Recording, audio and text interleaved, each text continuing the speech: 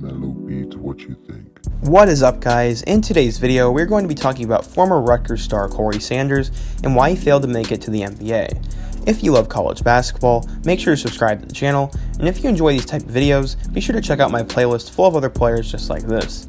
Now let's get started with today's topic. Corey Sanders grew up in the Sunshine State city of Lakeland. He loved basketball in a place where football was a way of life. He credits his motivation to his grandmother, as she was the one who put a basketball in his hands when he was only 2 years old. By age 5, he was already in a league. Sanders grew up around a lot of drugs and gang activity, so he used basketball as a way out. Sanders began his basketball career at McKeel Academy in Lakeland, but after some consideration, he transferred to the prestigious IMG Academy. After only a few games, he decided to transfer schools once again and settled on Kathleen High School.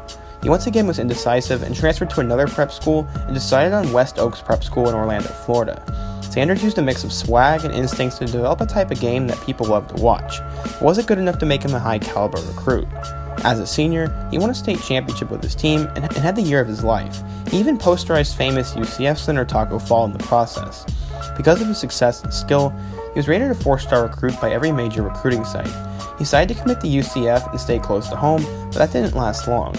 He later decommitted and in a semi-shocking move, committed to play for Rutgers. He said he chose Starlet Knights for 3 reasons. 1, because he'd be getting the starting point guard spot immediately. 2, because he would be in New Jersey where he could get a ton of exposure. And 3, because he wanted to play in the best conference against the best talent, which was the Big Ten.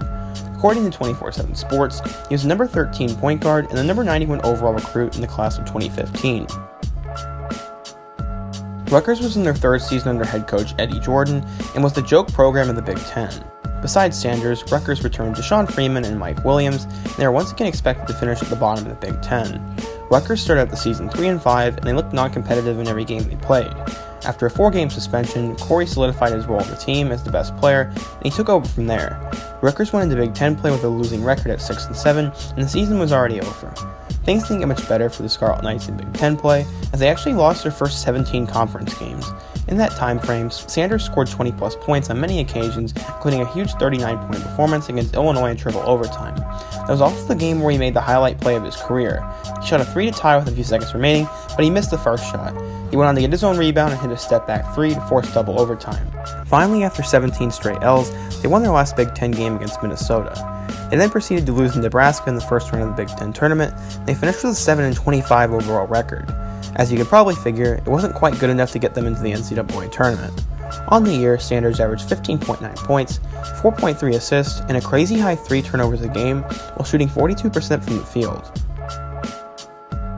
Going into his sophomore season, Eddie Jordan was fired, and Steve Pikiell was hired to become the next head coach. Besides Sanders, they once again returned Deshaun Williams and Mike Williams, and also added Nigel Johnson. In Pikiell's first season, there's already some hope as the Knights started out 7-0 for the first time in almost 40 years. To be fair, they didn't play anybody, but after losses to Miami and Seton Hall, they went into Big Ten play with a 10-2 record. Sadly, they couldn't sustain success in conference play as they lost their first 6 games. After a lone win versus Nebraska, they lost 3 more in a row. To this point, Sanders was still the star of the team, but Nigel Johnson had become the team's second option. After a win against Penn State, they dropped 6 of their last 7 games to finish with a 3-15 conference record. They actually beat Ohio State in the first round of the Big Ten tournament, but lost to Northwestern during their Cinderella season.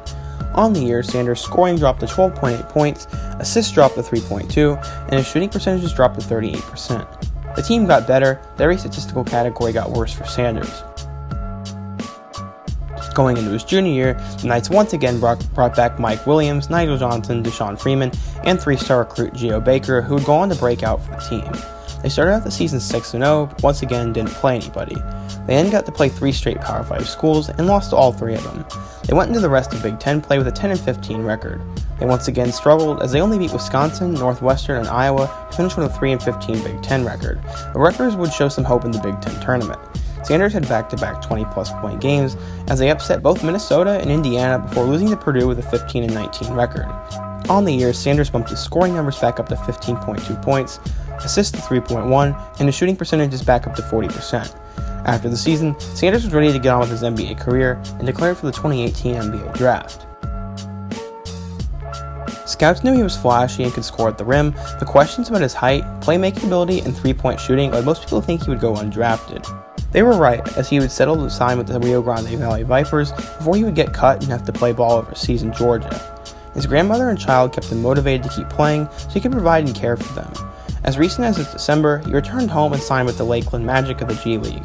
Overall, Corey Sanders was a typical example of a player who was flashy and fun to watch in high school, but was never a long-term NBA prospect. He was a bit undersized, couldn't shoot three-pointers, and picked a bad school to play at.